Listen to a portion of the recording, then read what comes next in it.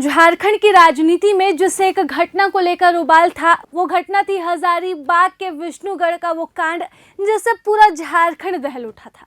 इसे दूसरा निर्भया कांड भी कहा जा रहा था, जहां 12 साल की बच्ची की निर्मम हत्या की गई और जिस तरह से उसकी डेड बॉडी पाई गई, उसके बाद झारखंड में तमाम तरह के सवाल उठ रहे थे।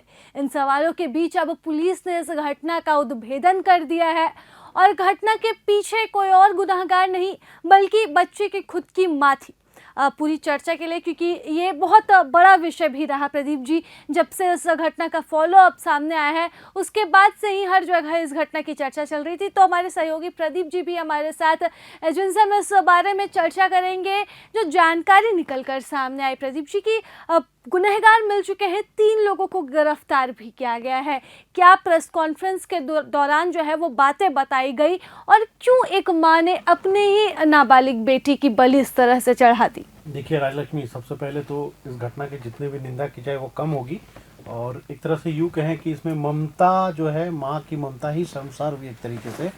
देखिए किसी भी माँ के लिए उसका बच्चा कलेजे का टुकड़ा होता है और उसके लिए वो दुनिया से लड़ जाती है कई चीज़ें, लेकिन यहाँ पर जो बातें देखने को सामने आई कि भाई अपनी माँ ने ही उस बच्ची को बेटे के मुंह में, हाँ, बेटे के मुंह में उस बच्ची की जान ले ली। अब देखिए यह मामला पूरा अंधविश्वास से जुड़ा हुआ बताया जा रहा है। हालांकि जब ये मामला सामने आया था, प्रभात खबर लगातार इस पूरे मामले की अपडेट दे रहा था और ये हम तक भी ये बातें जरूर पहुंच रही थी, लेकिन वो बातें चूंकि ऑफिशियल नहीं थी इसलिए हम जनता तक ये बात नहीं पहुंचा रहे थे, दर्शकों तक, कि मामला शुरुआत से ऑनर किलिंग का लग रहा था। जब बात आई, जब राजनीति होने लगी, बीजेपी ने हजारीबाग बंद बुलाया तो लगातार, लेकिन अब सबसे बड़ी बात यह है कि भाई जो चीज़ें सामने आ रही है राजलक्ष्मी, उसमें बताया जा रहा है कि एक भक्ताइन थी जिसके संपर्क में इस बच्ची की माँ, जो मुख्य आरोपी है, जो गिरफ्तार हो चुकी है, अपने बेटे के लिए लगातार वो जाती थी कि भाई उसका बेटा स्वस्थ हो जाए, बेटा मानसिक रूप से और शारीरिक रूप से कमजोर है। अब देखिए कि सबसे बड़ी बात है कि क्या आज के ज़माने में भी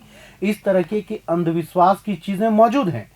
ठीक है, विष्णुगढ़ ठीक है एक ग्रामीण इलाका है, लेकिन इतना भी देहात या उसे कह लीजिए कि बिल्कुल वो इलाका पिछड़ा हुआ नहीं है और लगातार जहाँ इस तरह की घटनाएं सामने हो रही है। और सबसे बड़ी बात है कि देखिए दिन भी चुना गया कि रामनवमी के, रामनवमी के अष्टमी का दिन था जब मंगला जुलूस निकल रहा था और उसी के दौरान ये इसके पीछे की जो बैकग्राउंड स्टोरी है प्रदीप जी, वो 3 महीने पहले ही लिखी जा चुकी थी।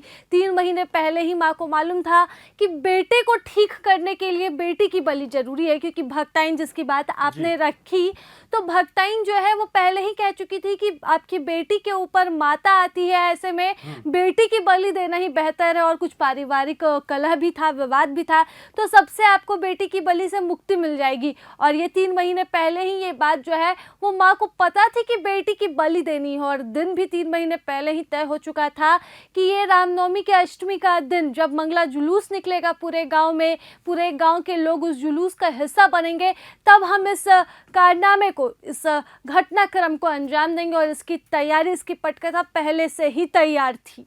और जो तीसरे व्यक्ति, एक तो भक्ताइन, दूसरी उसकी माँ और तीसरे व्यक्ति की जो संलिप्तता बताई जा रही है, जिसने हत्या की, जिसने बच्ची को मारा, वो उसका राजनीतिक संबंध भी बहुत सामने आ रहा है प्रदीप जी। तस्वीर तो वायरल हो रही है और कई नेताओं के साथ उनकी फोटो उसकी वायरल हो रही है। हम यहाँ पर जिक्र नहीं करना चाहते, आप तस्वीर खुद देखिए और बताइए। और देखिए जिस तरीके से ये मामला लगातार जब से सुर्खियों में आया था, तब से हर कोई ये जानना चाहता था कि भाई आखिर इस मामले की पूरी कहानी क्या है, अंदर की बात क्या है, क्या इस तरीके की चीजें हैं।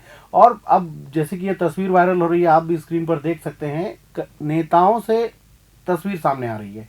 तो जिस भी पार्टी से इनका ताल्लुक होगा और जिस पार्टी, जिन नेताओं के साथ तस्वीरें आप देख पा रहे हैं, क्या ये लोग भी कोई एक्शन लेंगे या इस पर कोई कार्रवाई होगी? ठीक है, हत्या में शामिल है वो तो कानून अपना काम करेगी, जब आरोपी है तो उन्हें जो सजा देनी है वो दिया जाएगी। लेकिन ये देखना जरूरी है कि देखिए किस बात करूंगा कि किस हद तक जब कोई नेता बनता है तो वो समाज सेवा की बात करता है, और समाज सेवा के आड़ में आप इस तरीके के काम करना ये कहीं से लाजमी नहीं है।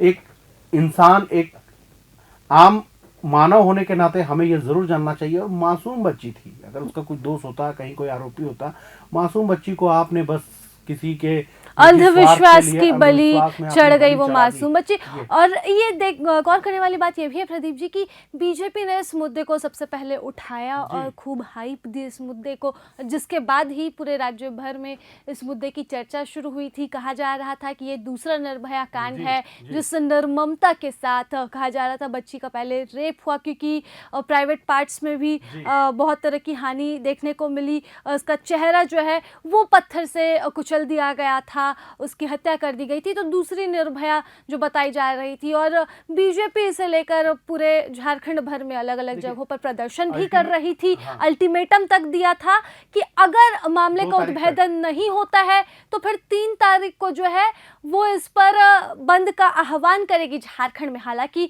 बंद की तारीख टाल दी गई, जेई मेंस के एग्जाम्स को लेकर 9 तारीख कर दिया गया, लेकिन उससे पहले ही खुलासा हो गया और तमाम चीजों की नौबत नहीं आई। पुलिस कुछ खुलकर नहीं कह रही जी, थी, पुलिस को पता था, लेकिन ये कहानी भी उड़ रही थी कि भाई जो भी है पूरे मामले की तह तक जाएंगे और जो फाइनल कंक्लूजन है। देखिए, एक बयान से चीजें बहुत कुछ इधर से उधर हो जाती है, इसलिए पुलिस पूरी मुस्तैदी के साथ अपना काम कर रही थी। पुलिस ने कहा कि समय आने पर मामले का खुलासा करेंगे, और हजारीबाग पुलिस और झारखंड पुलिस ने बहुत बढ़िया तरीके से काम किया है।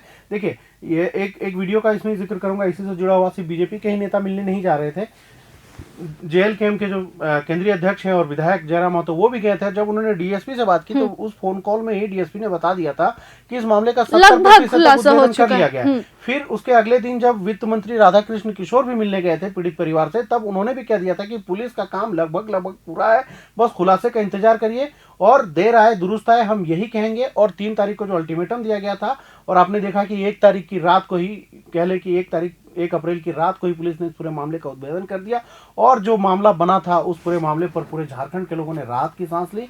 और मुजरिम जो है वो अब सलाखों के पीछे है। अब ऐसे में बस देखना है कि जिनकी तस्वीर वायरल हो रही है, जो आरोपियों में शामिल है, उनके साथ कानून अपना काम करेगी, लेकिन जिन नेताओं के साथ उसकी तस्वीर वायरल हो रही है राजलक्ष्मी, वो क्या करेंगे, ये भी एक देखने वाली बात होगी। हाँ, एकदम इस मुद्दे पर जितनी राजनीति हुई, और अब जब राजनीतिक एंगल सामने आया है, क्योंकि कई बड़े चेहरों के साथ ये शख्स बैठा हुआ दिख रहा है तस्वीरों में, आप भी देखिए कि किस तरह से, चूंकि स्थानीय नेता है वो वहाँ का, तो इसलिए भी प्रमुखता दी जाती है और सामने रखा जाता है उस चेहरे को। बड़े नेताओं के साथ बैठने का मौका भी मिलता है, और कुछ वैसा ही हुआ होगा। शायद जिन नेताओं के बगल में ये बैठा है शख्स, उन्हें भी अंदाजा नहीं होगा कि जिस घटना के लिए हम न्याय की आवाज उठाने आए हैं, हम उसी आरोपी के बगल में बैठे हुए हैं। तो जो भी परिस्थितियां रही हो, जब आपने उस वक्त आवाज उठाई तो अब कितनी आवाज उठती है, क्योंकि जेएमएम अपने ट्विटर हैंडल से ये फोटो, ये तस्वीरें पोस्ट कर सवाल पूछ रहा है, जवाब बीजेपी को देना है। अगर राजनीति की शुरुआत आपने कर दी है इस पे, तो इसका खात्मा, इसका अंत किस तरह से होगा? क्या इसका अंत राजनीति के साथ होगा या मानवता के साथ इस पूरे मुद्दे का अंत होगा? ये देखने वाली बात रहेगी। फिलहाल इस रिपोर्ट में फिलहाल बस इतना ही। तमाम चर्चाओं के लिए और खबरों के लिए बने रहें प्रभात खबर के साथ। प्रभातखबर.com, विश्वास वही, रफ्तार नहीं।